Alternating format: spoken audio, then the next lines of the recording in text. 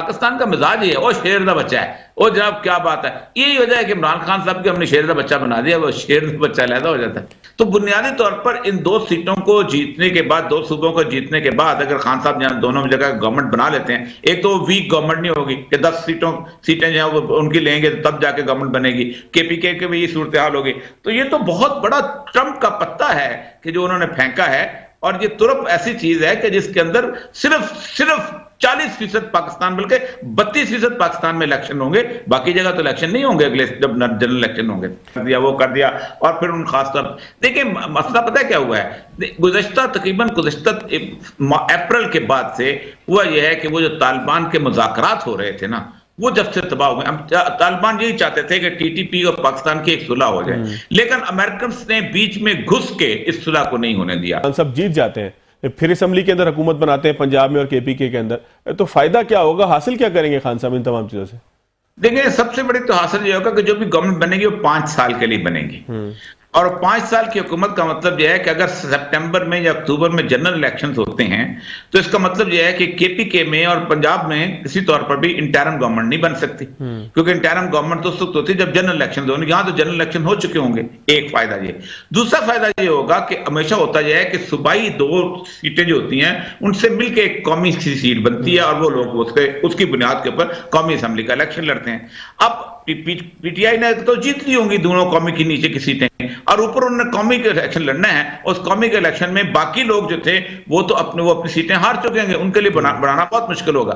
तो बुनियादी तौर पर इन 2 सीटों को जीतने के बाद, 2 सूबों को जीतने के बाद अगर खान साहब यहाँ दोनों जगह गवर्नमेंट बना लेते हैं, एक तो वीक गवर्नमेंट नहीं होगी कि 10 सीटें जो है उनकी लेंगे तो तब जाके गवर्नमेंट बनेगी, केपीके के भी ये सूरत हाल होगी। तो ये तो बहुत बड़ा ट्रंप का पत्ता है कि जो उन्होंने फेंका है, और ये तुरंत ऐसी चीज है कि जिसके अंदर सिर्फ 40% पाकिस्तान, बल्कि 32% पाकिस्तान में इलेक्शन होंगे, बाकी जगह तो इलेक्शन नहीं होंगे अगले जब जनरल इलेक्शन होंगे। अच्छा, अब मुज़ाकरात से खान साहब इनकार करते हैं, ये रवैया आपको लगता है कि सियासत के अंदर इतना गैर लचकदार रवैया चल सकता है? नहीं, लेकिन जो लोग पहले जिन्होंने चलाया वो बहुत कामयाब थे। मैं आपको बताऊं, अयूब खान ने गोलमेज कॉन्फ्रेंस बुलाई थी और उसमें कोई 17 पार्टियां थी, उनके अंदर लोग आए थे। नवाबुल्लाह नसरुल्लाह थे, उसके अंदर मियां मुमताज दौलतारा थे, शेख मुजीबुर रहमान जैसा बंदा वो वहां से आ गया था, और उसको अयूब खान ने अगरतला साजिश केस को करके उसको खड़ा किया था। लेकिन भुट्टो ने बायकाट किया था। भुट्टो ने कहा था कि नहीं, मैं अकेला चलूंगा, मैं अकेला ही आगे चलूंगा, ये सारे जंग है, मैं इनसे मुज़ाकरात नहीं करना चाहता हूँ, ये टोडी है, सब कुछ है। और भुट्टो जरा जुलूस कर निकाल रहा था, जलसे कर रहा था, और वहां गोलमेज कॉन्फ्रेंस होनी थी। हम यहाँ मुजीब को मिले थे जब गोलमेज कॉन्फ्रेंस में आया, तो वो यही कह रहा होता था कि ये देखें भुट्टो यहाँ अपनी डफली बजा रहा है, कर क्या रहे हो। लेकिन भुट्टो जीत गया। लोग अच्छा, पता है क्या मसला है, पाकिस्तान का मिजाज ही है, वो शेर का बच्चा है, वो जनाब क्या बात है। यही वजह है कि इमरान खान साहब के हमने शेर का बच्चा बना दिया, वो शेर का बच्चा लैदा हो जाता है।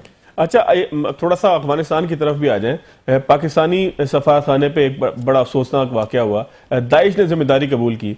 क्या तालिबान कंट्रोल नहीं कर पा रहे? बिल्कुल एक ऐसे मौके के बाद ही हमला हुआ है कि जब हिना रब्बानी खर अफगानिस्तान गई थी, वहां बहुत सारी बातचीत हुई।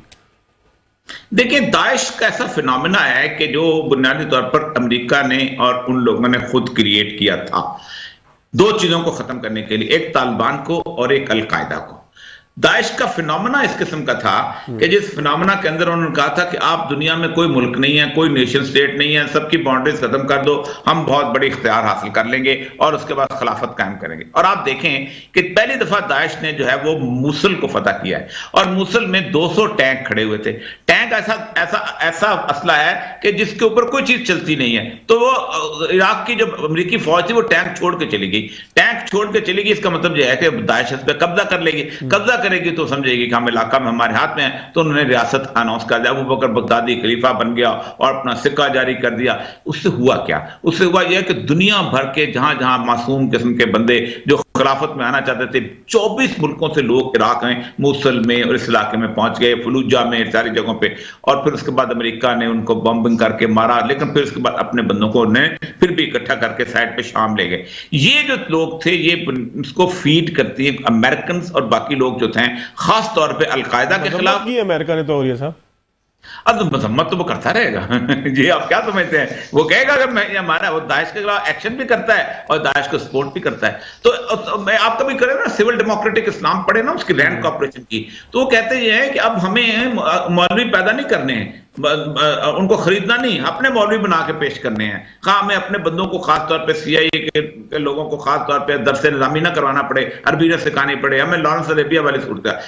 तो इस वक्त देखिए, धमाकों को कोई कंट्रोल नहीं कर पाता, धमाके चीज ऐसी होती हैं। तो आप स्पेसिफिक पाकिस्तान के ऊपर अटैक होना, पाकिस्तान की एम्बेसी के ऊपर अटैक होना, और ये सब अब मैसेज इसका क्या है? मतलब पाकिस्तान को मैसेज दिया गया, तालिबान को मैसेज दिया, किसको मैसेज दिया गया इस अटैक में? मैसेज सिर्फ एक यही है कि पाकिस्तान और की वेस्टर्न बॉर्डर जो है ना किसी तौर पर सेफ ना हो सके, और जब वो वेस्टर्न बॉर्डर सेफ नहीं होगा तो हम जाहिर बात है इंडिया की तरफ झुकेंगे, और इंडिया के साथ हम, जो अमेरिका चाहता है कि हमारा एक अलायंस इंडिया का साथ हो जाए तो हम चाइना से बेनियाद हो जाए। हम वो कहते, हमें ऑफर्स हैं, आप देखें ना, ऑफर्स यही हैं कि आप इंडिया से तल्लुकात ठीक कर लो, हम कश्मीर का मसला भी 20 साल के लिए हल करा देते हैं, एक आजाद बफर स्टेट कश्मीर की बन जाती है, चीन को तुम खुदा हाफिज कहो ताकि तुम आजाद से जिंदगी रहो। हम चीन को छोड़ नहीं सकते। हमारा मामला यह है कि हमने एक खास किस्म का स्टैंड बना लिया हुआ है, इंडिया के मुसलमानों की वजह से भी और इंडिया की वजह से। मसला यह है कि इस बॉर्डर को जब तक वो खराब नहीं करते, और ये 1947 से बॉर्डर डिस्टर्ब है, आपको पता होना चाहिए कि 1947 में अफगानिस्तान पहला मुल्क था जिसने पाकिस्तान को तस्लीम नहीं किया था, क्योंकि रशियन इन्फ्लुएंस था, हम अमेरिका की तरफ चले गए थे। आज भी वहां पर, आज मैं तालिबान से जब बात करता हूं तो कहते ये हैं कि पाकिस्तान के खिलाफ एक फीलिंग गुज़श्ता 15-20 साल से बनी है कि पाकिस्तान ने अमेरिका का साथ दिया, हम अमेरिका से लड़ रहे थे, यहां से जहाज उड़ते थे, हमें बम गिराते थे, लेकिन हमने किसी हद तक फिजा ठीक करने की कोशिश की है, लेकिन फिर भी जाहिर बात है इतनी तो नहीं होती कि जैसी हो सके। अच्छा, अब पाकिस्तान को क्या खतरा होगा दाइश से? क्या खुदा ना खास्ता पाकिस्तान की तरफ भी इनका रुख मुड़ सकता है?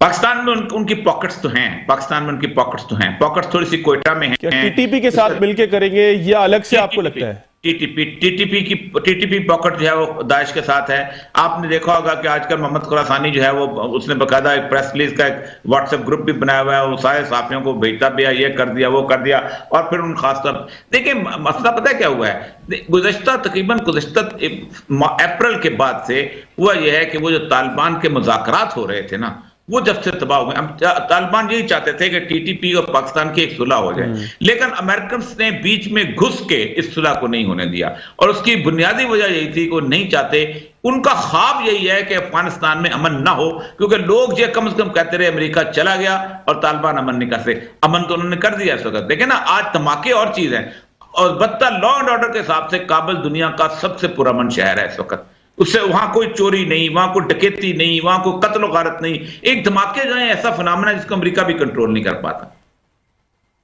अच्छा, और ये सब एक बिल्कुल आखिरी चीज फरमाइएगा, नए चीफ के लिए क्या चैलेंजेस होंगे?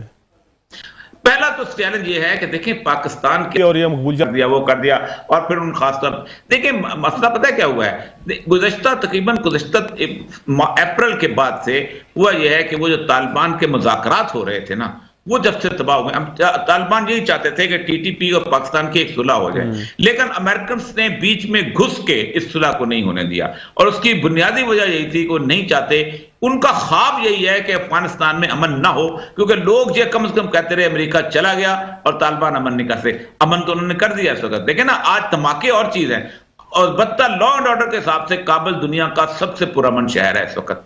उससे वहां कोई चोरी नहीं, वहां कोई डकैती नहीं, वहां कोई कत्ल गारत नहीं। एक धमाके जो है ऐसा फिनोमेना है जिसको अमेरिका भी कंट्रोल नहीं कर पाता। अच्छा, और ये सब एक बिल्कुल आखिरी चीज फरमाइएगा, नए चीफ के लिए क्या चैलेंजेस होंगे? पहला तो चैलेंज ये है कि देखें पाकिस्तान के, और ये मकबूल